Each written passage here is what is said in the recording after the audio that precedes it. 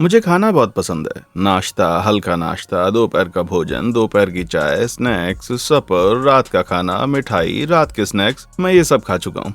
लेकिन अपने पूरे खान पान के दौरान मैंने कभी भी अपने आप से भोजन के इतिहास के बारे में नहीं पूछा। उदाहरण के लिए, क्या केले का आकार हमेशा इतना मजेदार था? क्या थैंक्स गिविंग टर्की हमेशा इतने बड़े होते थे? क्या खीरे भयानक हरी मकड़ियों की तरह दिखते थे? खैर, तैयार हो जाइए, क्योंकि मैं इन 3 प्रश्नों का उत्तर देने के साथ साथ आपको कुछ और भी बताने वाला हूँ। इसलिए हम खाने वाली उन चीजों पर एक नजर डालते हैं जिन्हें पहचानना बहुत ही मुश्किल है।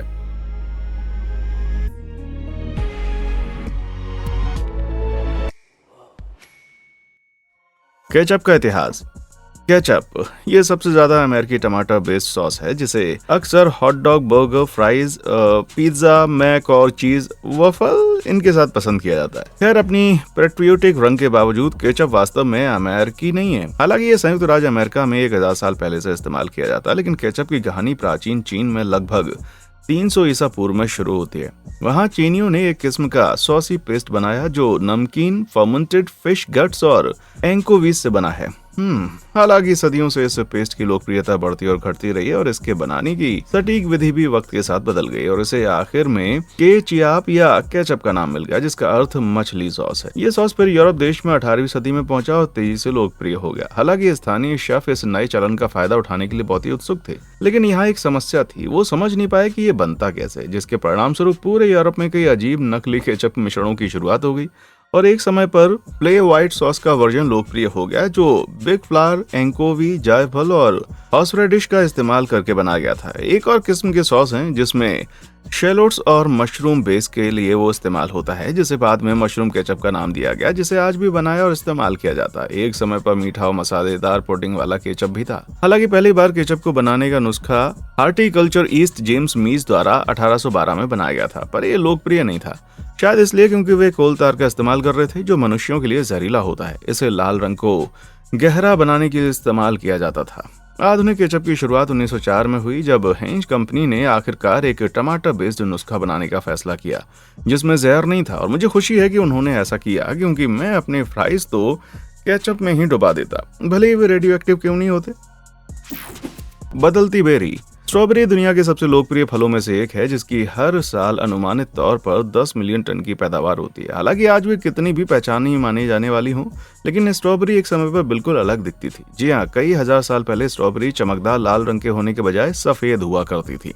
वे बड़े और ज्यादा एसिडिक भी थे, जिसके कारण उनमें से अनानास जैसी गंध और स्वाद आता था। हालांकि स्ट्रॉबेरी के ये पूर्वज आज विलुप्त नहीं हुए हैं। आज के दिन उन्हें पैरून जामुन कहा जाता है और वे कुछ चुनिंदा दक्षिण अमेरिकी खेतों में उगते हैं। शुरुआती स्ट्रॉबेरी की खेती मूल रूप से मापुचाए लोगों द्वारा की जाती थी, जो आज के दिन अर्जेंटीना में और चिले में है। हालांकि ये कब उगाए जाते थे इसके बारे में कोई भी सही तारीख ज्ञात नहीं है, लेकिन कहा जाता है कि मापुचे का इस क्षेत्र का इतिहास लगभग 600 ईस्वी पूर्व का है। तो अगर उन्होंने वहां से शुरुआत की तो वे यूरोप तक कैसे पहुंचे? अरे सिंपल है यार, फल जासूसों द्वारा। हाँ, 1714 में दक्षिण अमेरिका का दौरा करने वाले एक फ्रांसीसी जासूस ने इन प्यूरिन बेरीज की तस्करी करके उन्हें यूरोप तक पहुंचाया और इन नए फलों से पैसा कमाने के लिए इन चुराए गए जामुनों की क्रॉस ब्रेड इस किस्म के वर्जीनिया या जंगली स्ट्रॉबेरी के साथ करा दी, जो उत्तरी अफ्रीकी तट के पास उगते हैं। और ये बड़े चमकीले लाल स्ट्रॉबेरी उगाए गए जिन्हें हम आज जानते हैं। एक दुर्भाग्यपूर्ण और विडंबनापूर्ण मोड़ में हमारी स्ट्रॉबेरी फिर दक्षिण अमेरिका वापस चली गई, जहाँ वो आगे निकल गई और प्यूरन बेरीज को बहुत पीछे छोड़ दिया, जिससे ओरिजिनल बेरी का बाजार में आना बहुत ही कठिन हो गया। ये हमेशा खट्टा मीठा होता है जब कोई बच्चा अपने माता पिता से आगे निकल जाता है, खासकर जब उसके माता पिता का स्वाद अनानास जैसा होता है। और इसी विषय पर अनानास ये एक अजीब आकार के फल एंटीऑक्सीडेंट पोषक तत्वों से भरपूर होते हैं और इसके टुकड़े पिज्जा पर भी होते हैं। ये बढ़िया नहीं है, पर खैर ये भी अच्छा ही है। हालांकि आप जानते हैं कि अनानास के बारे में और क्या चीज अच्छी नहीं है।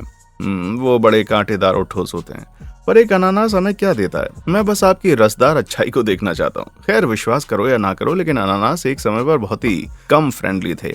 ऐसा इसलिए था क्योंकि उनकी उत्पत्ति के सबूत मध्य अमेरिकी ब्रोमेलिया पिंगविन पौधे से मिलते हैं, जिस पर ये छोटे पिनुएला फल लगते हैं। इस छोटे से बच्चे को अनानास का पूर्वज माना जाता है। और क्या ये एक चंचल फल है? क्या आप जानते हैं कि अनानास आपकी जीभ को क्या कर सकता है अगर आप बहुत ज्यादा खाते हैं तो? खैर, एक पिनुएला बहुत ही खट्टा हो सकता है, इस हद तक कि अगर आप इसे खाना चाहते हैं तो आपको सलाह दी जाती है कि आप इसे पानी में मिलाकर खाएं। बता दूं कि आधुनिक समय के अनानास और एक इनके पूर्वज भी हैं, जिसे अनानास कोमोसिस अनानासोल्डेस के नाम से जाना जाता है, जिसे स्कॉटिश अनानास भी कहा जाता है। ये कांटेदार फल आम अनानास की तुलना में बहुत ही छोटे और ज्यादा कड़वे होते हैं और आज भी वे पराग्वे और ब्राजील में उगते हैं, चाहे वो पेनुएला या स्क्वाट अनानास से पैदा हुआ हो। हमने सदियों से इस फल को बड़ा और ज्यादा मोटा बनाया है ताकि हम इसके पौष्टिक गूदे का और ज्यादा आनंद ले सकें। हमारे प्रिय मॉडर्न अनानास की जड़ जो भी हो, लेकिन ये वाकई दिलचस्प दिशाओं में फैली हुई है। उदाहरण के लिए अनानास का एक भाई अनानास ब्रैक्टिएटस भी है, जो सामान्य अनानास जैसा दिखता है, लेकिन ये चमकदार लाल होता है। इसके अलावा समान दिखने के बावजूद भी इस लाल अनानास का छिलका स्पष्ट रूप से खाने के बिल्कुल योग्य है। मुझे आश्चर्य है कि पिज्जा पर इसका स्वाद कैसा होगा। क्या आप पिज्जा पर चमकीला लाल अनानास आजमाएंगे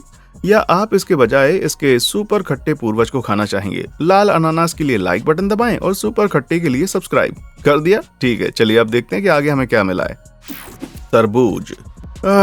तरबूज हो सकता है कि वो सबसे लोकप्रिय फल ना हो या इन्हें कैरी करना आसान ना हो, लेकिन भगवान की कसम उन्हें तोड़ने में सबसे ज्यादा संतुष्टि मिलती है।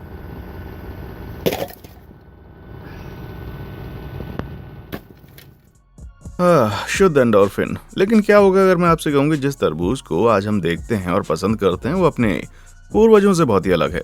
जरा एक नजर इस कलाकृति पर डालिए, जिसने जियोवानी स्टेंची द्वारा कहीं 1645 से 1672 के बीच बनाया गया है। कुछ अजीब नजर आया क्या? इस वाली चीज के बारे में आपका क्या ख्याल है? मुझे पता है कि एक विशाल टमाटर जैसा दिखता है, लेकिन इस आश्चर्यचकित करने वाले इस फल के अंदर का घुमाव असल में आज के तरबूज के परदादा का है। कहा जाता है कि तरबूज सबसे पहले नॉर्थ ईस्टर्न अफ्रीका में कोई 4000 साल पहले उगाए गए थे और मूस द्वारा फिर उन्हें यूरोप में 13वीं शताब्दी में लाया गया था।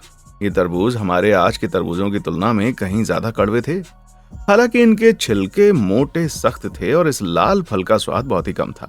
हालांकि निसंदेह तरबूज की इन कमियों को चुनिंदा रूप से दूर करने की प्रक्रिया शुरू हो गई थी जब स्टेंची ने ये पेंटिंग बनाई थी, लेकिन ये पूरी तरह से तैयार नहीं थी। जैसा कि आप देख सकते हैं कि स्टेंची के समय के तरबूज में मॉडर्न तरबूजों की तुलना में कम खाने योग्य चीजें हैं, जिसमें नरम दिखने वाला हिस्सा बीच से भरा हुआ है, फिर भी एक विशाल टमाटर के जैसा है। हालांकि तरबूजों को अभी भी लंबा रास्ता तय करना था और इसी पॉइंट तक वो बहुत दूर भी आ गए थे। प्राचीन इजिप्ट के तरबूज की इस आकृति को देखें, जहां इस फल का आकार धारीदार अंडे जैसा दिखता था। भाई जरा सोचो कितने लंबे समय तक मानवता ने ये सपना देखा था, जिसे पूरा करने में हजारों साल लग गए, जिसके बाद तोड़ने के लिए ये एकदम सही फल बन गया। रंगीन गाजर बैटमैन। तो गाजर प्रसिद्ध रूप से चमकीले नारंगी रंग की होती है, जो सब्जियों के बीच एक यूनिक कलर की है। ऐसा क्या है आप कहेंगे? कद्दू भी तो नारंगी होते हैं। खैर, कद्दू तकनीकी रूप से फल हैं। मूर्खों, इंटरनेट मैन फिर से जीत गया। हालांकि पूरी गंभीरता से किसी भी गाजर के बारे में एक बात बताने के लिए कहो और ज्यादातर लोग कहेंगे कि वो नारंगी हैं। लेकिन विश्वास करो या ना करो, मामला हमेशा ऐसा नहीं था। गाजर पहले सभी प्रकार के रंगों में आती थी, जैसे गहरे बैंगनी, हल्के पीले और चमकीले सफेद। यहाँ तक कि कुछ चुनिंदा खेतों में आज भी मल्टी कलर गाजरें उगाई जाती हैं। बता दूं तो गाजर को पहली बार आज से लगभग 1000 साल पहले प्राचीन पर्शिया में उगाया गया था, जहां ये सिद्धांत दिया गया है कि वे ज्यादातर सफेद थीं। ऐसा इसलिए है क्योंकि गाजर असल में सूरज की रोशनी के संपर्क में आए बिना जमीन के अंदर उगती है। पहले गाजरें अपनी पत्तियों के लिए बेशकीमती थीं, जिनका इस्तेमाल स्वादिष्ट जड़ी बूटियों के रूप में किया जाता था, जैसे कि आज अजमोद और धनिया है। गाजरों के अलग अलग रंग एक किस्म की म्यूटेशन थी, जिसे किसानों ने अपनी फसलों को जंगली गाजर से अलग करने के लिए जीवित रखा था। तो आज सब्जियां लगभग पूरी तरह से नारंगी क्यों हैं? एक सिद्धांत हमें वापस नीदरलैंड के 1500 के दशक में वापस ले जाता है, जिस समय डच के मैड्रिड देश स्पेनिश कॉलोनीज थी। विलियम ऑफ ऑरेंज एक डच फ्रीडम फाइटर थे, जिन्होंने डच स्वतंत्रता के लिए अभियान शुरू किया था। वो कभी ऑरेंज के राजकुमार भी हुआ करते थे, जो आज के समय में फ्रांस का दक्षिण इलाका है। क्योंकि नारंगी गाजरों की खेती में बढ़ोतरी होने का श्रेय उस टाइम पीरियड और क्षेत्र को दिया गया था। ऐसा माना जाता है कि किसानों और व्यापारियों ने नारंगी गाजर बेचने के रूप में विलियम की लड़ाई में समर्थन करने का संकेत दिया। हालांकि ये कहानी सच है या नहीं, लेकिन नारंगी गाजर को राजनीतिक प्रतीक के रूप में कुछ 100 साल बाद निश्चित रूप से देखा गया था। आपको बता दूं, इतिहास फिर हाउस ऑरेंज के खिलाफ 18वीं शताब्दी के अंत में हो गया और क्रांतिकारियों ने सब्जी को उस परिवार के प्रतीक के रूप में देखा जिसका वो तिरस्कार करते थे। उन्होंने ये भी नियंत्रित करने का प्रयास किया कि गाजर किस प्रकार का आकार ले सकती है, पर इसे बहुत ही प्रोएक्टिव के रूप में नहीं देखा जाना चाहिए। हालांकि उस समय तक नुकसान हो चुका था और नारंगी गाजरें हर जगह थीं। किसने सोचा था कि सब्जियां इतनी विनाशक हो सकती हैं? हाँ, गुजरे हुए केले। क्या केले से कोई मजेदार फल है? यार, इसका आकार बड़ा ही भद्दा है और अगर आप इसके ऊपर कदम रखते हैं तो आप फिसल जाते हैं। इसका रंग पीला है, जो मिनियन और इमोजी का रंग होता है, जो 21वीं सदी की सबसे मजेदार रचना है।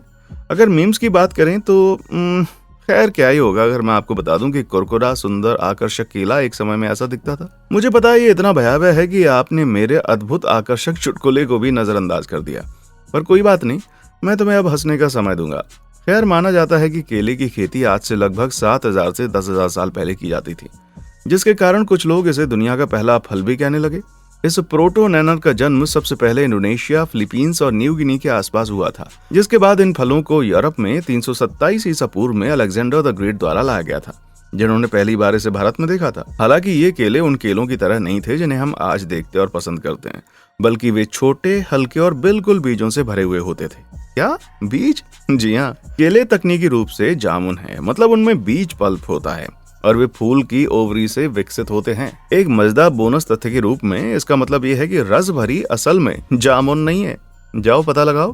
खैर सदियों से किसानों ने कुछ चुनिंदा किस्म के बड़े, चमकीले और बहुत सारे काले बीजों के बिना केले उगाए। हालांकि दुनिया के कई इलाकों में फल का पुराना और कम सिविलाइज वर्जन अभी भी जंगलों में उगता हुआ पाया जा सकता है। हालांकि केले का विकास यहाँ पर समाप्त नहीं होता है। क्या आपने कभी सोचा है कि केले की आइसक्रीम और कैंडी में इतना तेज असामान्य फ्लेवर क्यों होता है? इसका कारण ये है कि कुछ उत्पादों में आपको मिलने वाला स्टैंडर्ड केले का स्वाद विलुप्त हो चुके केले पर आधारित है। 1850 और 1950 के बीच केले की एक किस्म का नाम ग्रॉस मिशेल था, जो दुनिया भर में पसंदीदा थी।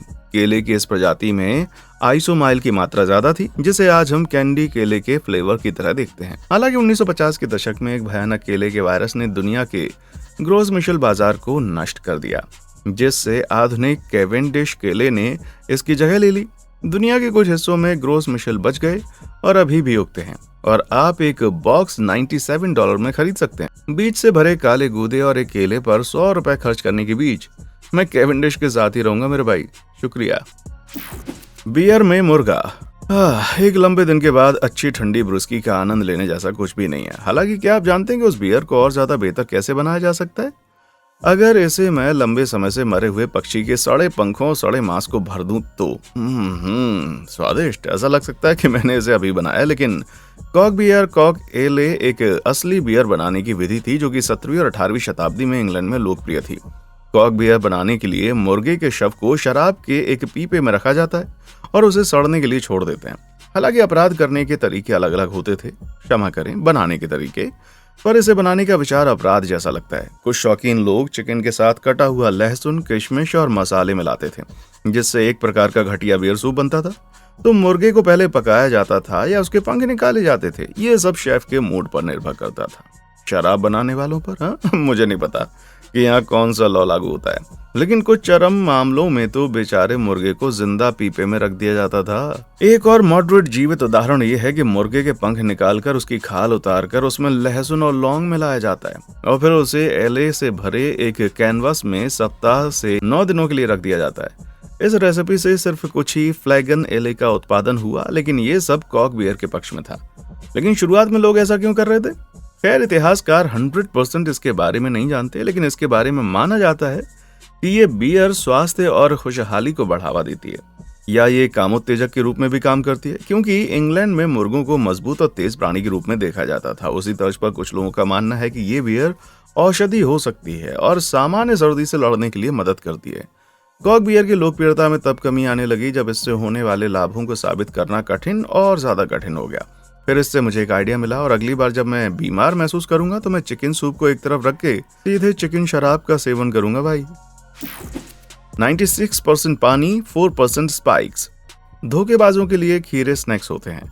इन्हें नेगेटिव कैलोरी फूड के रूप में जाना जाता है, मतलब कभी इन्हें खाने और पचाने के लिए इनमें मौजूद कैलोरी से ज्यादा की जरूरत होती है। यही कारण है कि आप अक्सर वजन घटाने वाले आहार में खीरा, अजवाइन और सलाद जैसी सब्जियों को शामिल होता देखते हैं। मेरी किताब में अगर कोई चीज आपके सीने में दर्द और असुविधाजनक सूजन की भावना पैदा ना करे तो वे एक वास्तविक भोजन बिल्कुल नहीं है।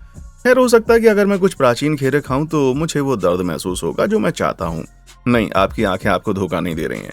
ये सच में कांटेदार ककड़ी है। खीरे की खेती सबसे पहले पश्चिम एशिया में लगभग 3000 साल पहले की गई थी, जिसके बाद वे रेशम मार्ग के माध्यम से यूरोप तक पहुंचे। ये खीरे उन खीरे की तुलना में बहुत ही अलग थे जिन्हें हम आज देखते हैं। वे गोल, छोटे और छोटे छोटे कांटों से ढके हुए थे। ये कांटे इन्हें कीड़ों से बचाने के साथ साथ नमी को एब्जॉर्ब करने में भी मदद करते हैं। अब आप शायद अनुमान लगा सकते हैं कि इस वजह से ये फल, और हाँ, वे फल हैं थोड़े परेशान करने वाले, समझे? तो ये पहला गुण जो था हमने उनमें विकसित किया था। लेकिन दिलचस्प बात यह है कि ये आखिरी नहीं है। जी हाँ, छोटे कांटेदार होने के अलावा पुराने खीरे में कुकुबिटासिन की मात्रा बहुत ज्यादा थी। ये वो कंपाउंड है जो फल के स्वाद को कड़वा बनाता है और ये डकार का कारण भी बनता है। तो स्पाइक्स को हटाने के अलावा किसानों ने धीरे धीरे कम कुकुबिटासिन के साथ बर्कप्लेस खीरे को ब्रीड और उत्पादन करना शुरू कर दिया, और अब ये गैस्ट्रो फ्रेंडली खीरे अपने पूर्वजों की तुलना में लंबे और पतले थे, जो आज के मॉडर्न खीरे के आकार के हैं। निजी तौर पर मैं बहुत ही खुश हूँ कि उन्होंने स्पाइक्स हटा दिए। क्या आप स्पा में जाकर एक आरामदायक दिन बिताने की कल्पना कर सकते हैं, जहां उनके पास आपकी आंखों पर रखने के लिए सिर्फ इसके टुकड़े होंगे? बाप रे। अनपॉपेबल कॉर्न। मैं ये सोचकर कांप उठता हूँ कि मक्के के बिना हम कहाँ जाते। मतलब हम फिल्मों के दौरान क्या खाते, या नाश्ते के अनाज में क्या इस्तेमाल करते, या क्या मक्खन में डुबाकर पूरी तरह से भूनकर परोसते। भाई मैं इसके बारे में सोचकर ये लार टपका रहा हूँ। फिर भी मक्का हमेशा ऐसा नहीं था। असल में इसका सबसे शुरुआती पूर्वज एक प्रकार का मूर्ख था। ये टियोसिंटे या जिया मैक्सिकाना है। यह मध्य अमेरिका में पाई जाने वाली घास है जिसे सभी आधुनिक मकई की दादी माना जाता है। टियोसिंटे की खेती सबसे पहले मैक्सिको में लगभग 6000 से 10,000 साल के बीच हुई थी, और कुछ लोगों का मानना है कि इसके नाम का मूल अर्थ देवताओं का अनाज है। अगर ये सच है तो देवताओं के अनाज का स्वाद बहुत ही खराब है। टियोसिंटे ले फीचर ट्यूमरस से मिलते हैं, जो बड़े बुलबुलेदार कॉर्नकोप्स का एक दुबला पतला वर्जन है जिसे आज हम जानते हैं और पसंद करते हैं। आप टियोसिंटे को देखकर सोच सकते हैं, पर ठीक है, इसमें कम गुठलियां हैं लेकिन वे बड़ी दिखती हैं। लेकिन ये इतना भी बुरा नहीं है ना? खैर, मुझे तो इसे तोड़ के दिखाने से नफरत है, लेकिन टियोसिंटे से आपको बड़े आकार का पॉपकॉर्न नहीं मिलेगा। ऐसा इसलिए है क्योंकि टियोसिंटे की गुठली मजबूत परत के अंदर होती है, जिसका मतलब है कि इसे पाने के लिए आपको इसे तोड़ना होगा। असल में टियोसिंटे और मक्का इतने अलग हैं कि उनके बीच का संबंध हाल ही में खोजा गया, जब दोनों पौधों के क्रोमोसोम्स की तुलना एक लैब में की गई थी।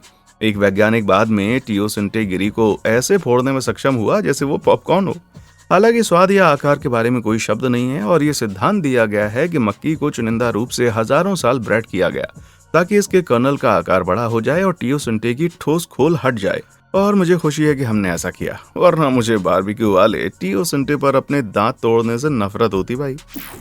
Turkey tots. रिश्तेदारों के साथ थैंक्सगिविंग मनाने जैसा कुछ भी नहीं है ना? शांतिपूर्ण बातचीत, शांत ग्रेटिट्यूड, पारिवारिक संबंधों की मजबूती। ठीक है, बस एकमात्र चीज जो बेवकूफी भरी छुट्टियों को संतोषजनक बनाती है वो है एक बड़ा रसदार टर्की। हालांकि कई लोगों के विश्वास के बावजूद टर्की ने पसंदीदा थैंक्सगिविंग प्रोटीन के रूप में खुद को 1850 के दशक में ही मजबूत किया। और बता दूं कि 18वीं शताब्दी के ज्यादातर समय में थैंक्सगिविंग डिनर में हिरण का मांस या हंस को सेंटरपीस के रूप में शामिल करने की ज्यादा संभावना थी। यहाँ तक कि 1950 के दशक में टर्की के प्रचलन में आने के 100 साल के बाद भी वो मांस आज की तुलना में तुच्छ दिखता था। हे भगवान, क्या बढ़िया मजाक था।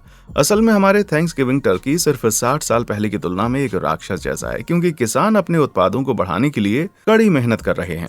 औसतन टर्की के वजन में प्रति वर्ष 1/4 पाउंड की बढ़ोतरी साल 1960 के बाद हुई है। उस समय में औसतन टर्की का वजन सिर्फ 15.1 पाउंड था, या एक घरेलू बिल्ली के वजन का लगभग 2 गुना। लेकिन 2017 तक अमेरिका में औसत टर्की का वजन 30 पाउंड से ज्यादा था, जो कि 1960 के दशक के टर्की के वजन से 2 गुना है और एक घरेलू बिल्ली के वजन का 4 गुना है। टर्की की ये विशाल प्रगति किसानों के द्वारा की गई सिलेक्टिव ब्रीडिंग का परिणाम है, जो अपने सबसे बड़े और मोटे पक्षियों को ब्रीड करते हैं। और अगर आपको लगता है कि टर्की ही एकमात्र ऐसे जानवर हैं जिसे हमने इतना बड़ा बनाया है, तो फिर से सोच लीजिए। भाई, इसमें कोई आश्चर्य नहीं है कि 60 के दशक में अमेरिकी की पीठ इतनी ज्यादा पतली थी। बैंगन। क्या आपने कभी बैंगन को देखा और सोचा है कि अरे ये तो मुझे अंडे जैसा लग रहा है? लगा है ना? खैर, ये एक उचित सवाल है, पर मैं आपको बता दूं कि इस फल के अजीब नाम के पीछे का तथ्य ये है। अरे रुको तो सही, बैंगन एक फल है? सच में? क्या सब्जियां भी कहीं अस्तित्व में है? क्षमा करें, मुझे खुद रचना करने दीजिए। बैंगन के विचित्र नाम के पीछे का कारण ये है कि बैंगन वाकई ऐसे दिखते थे। हाँ, अब थोड़ा ज्यादा समझ आ रहा होगा, है ना? जैसा कि आप देख सकते हैं, बैंगन का पूर्वज जो आज भी कभी कभी जंगल में उगता है, वो हल्का सफेद होता है, जो अंडे के जैसा ही है। आज भी बैंगन कभी कभी सफेद निकलते हैं। इसके अलावा हालांकि प्राचीन बैंगन आकार में बहुत ही छोटे और गोल होते हैं। मुझे पूरा यकीन है कि अगर मैं मध्य युग में होता और इस किस्म के एक बैंगन के पेड़ को देखता, तो मैं वाकई मान लेता कि पक्षी बेल पर उगते हैं। ऐसा माना जाता है कि जंगली बैंगन की खेती 2000 साल पहले भारत और चीन में शुरू हुई थी। हालांकि ये फल खाने के लिए नहीं बल्कि मेडिकल कारणों से उगाए गए थे, क्योंकि जंगल में उगने वाले वाकई में बहुत ही कड़वे स्वाद के होते हैं जो कि उनको खाना मुश्किल बनाते हैं। इसलिए मनुष्यों ने इन पीले कड़वे छोटे पौधों को देखा और उन्हें तब तक ब्रेड किया जब तक कि वे चमकीले, स्वादिष्ट और बड़े नहीं हो गए। जैसे ही मानवता ने बैंगन के विकास में हेरफेर करने की सख्त कोशिश की और इस फल ने दुनिया भर में अपनी जगह बना ली। सबसे पहले मूर्स इसे 8वीं शताब्दी में यूरोप लाए थे, फिर 1500 के दशक में इसने अमेरिका में अपना रास्ता बना लिया। हालांकि ये वहां पर लोकप्रिय नहीं था, पर हमारे प्रयास ने बैंगन के आकार को बढ़ा दिया। साथ ही इसमें एंथोसाइनिन की मात्रा भी बढ़ गई, जो एक पिगमेंटेशन है जिससे बैंगन को अपना सिग्नेचर रंग मिला। हालांकि उस समय तक नाम मिट गया था। मैं इस भावना को जानता हूं कि आपने 2015 में एक वायरल वीडियो रिलीज किया था और अचानक आप जीवन भर के लिए वाव फैक्ट्स हो जाएंगे। सलाद का आनंद। हालांकि मुझे नहीं लगता कि लेट्यूस किसी की पसंदीदा सब्जी होगी, लेकिन फिर भी इस पौधे का अपना एक इस्तेमाल है। इसका इस्तेमाल सलाद के रूप में किया जा सकता है और ये आपके शरीर को ये सोचने पर मजबूर करवाने का एक शानदार तरीका है। आप सिर्फ 900 कैलोरी फैट और सॉल्ट नहीं खा सकते जब आप बिग मैक लेते हैं। अगर वे हरी चीज हैं तो आपके लिए बुरी कैसे हो सकती हैं? फिर भी डेजी पौधे का इतिहास, और हाँ, लेट्यूस भी डेजी के परिवार से है। दिलचस्प है, ऐसा माना जाता है कि लेट्यूस की खेती पहली बार लगभग 2500 साल पहले की गई। अगर आप ध्यान दे रहे हैं तो ये तुलना के अनुसार हाल ही की फसल बनती है। इससे पहले इसकी खेती कहीं साउथ वेस्ट एशिया में होती थी, जिसके बाद ये दुनिया भर में वहां फैली जहां क्लाइमेट इसके अनुकूल था। हालांकि आज हम जिन बड़ी हरी गेंदों को देखते आ रहे हैं उनके बिल्कुल विपरीत। ओरिजिनल लेट्यूस, जिसे उस समय लाटुका सेरिरोला के नाम से जाना जाता था, वो नुकीला था। इस असामान्य आकार के कारण इस फसल को अक्सर कंपास पौधा कहा जाता है, क्योंकि इसकी पत्तियां कंपास की तरह बाहर की ओर निकलती हैं। इसे कभी कभी दूध थीसल भी कहा जाता है, जो एक और प्यारा नाम है जिसे मैं बाद में समझाऊंगा। जबकि कुछ लोगों का मानना है कि इस पौधे को 15वीं शताब्दी में क्रिस्टोफर कोलंबस द्वारा नई दुनिया में लाया गया था, लेकिन असल में अमेरिका में इस पौधे का कोई सबूत 1863 तक नहीं है। ये पौधा अपने लचीलेपन और इस तथ्य के कारण तेजी से लोकप्रिय हो गया, क्योंकि ये ज्यादातर भोजन के लिए एक आसान गार्निश या साइड डिश बन गया। इसका इस्तेमाल मेडिसिन मामलों में किया जाता था, क्योंकि पौधे से थोड़ी मात्रा में लेक्टोकेरियम निकाला जा सकता है, जो दूध जैसा सफेद लिक्विड है, जो दूध थीसल नाम की व्याख्या करता है, जो शामक प्रभाव का कारण बनता है। और 19वीं शताब्दी तक इसका इस्तेमाल खांसी से लेकर गुर्दे के दर्द तक हर चीज के इलाज के रूप में किया जाता था। हालांकि सदियों से गार्निश के लिए इस्तेमाल की जाने वाली फसलें बड़ी, पत्तेदार और कुल मिलाकर आपके पैसे के लिए ज्यादा लाभ प्रदान करने के लिए पैदा की गई थी। शर्म की बात है, अच्छा होगा अगर मेरा बिग मैक फिसल जाए और उसी समय मेरी नसें भी अकड़ जाएं। यार, मैं तुम्हारे बारे में तो नहीं जानता, लेकिन उस पुराने भोजन को देखकर मुझे भूख लग गई है। ऐसा नहीं है कि मैं पुराना खाना खाता हूँ, इसलिए कि आपके लिए सबसे बड़ा आश्चर्य क्या था और क्या आप इनमें से किसी पुराने या मूल वर्जन के खाने को आजमाएंगे? मुझे नीचे कमेंट सेक्शन में आकर बताएं। और हाँ, देखने के लिए शुक्रिया।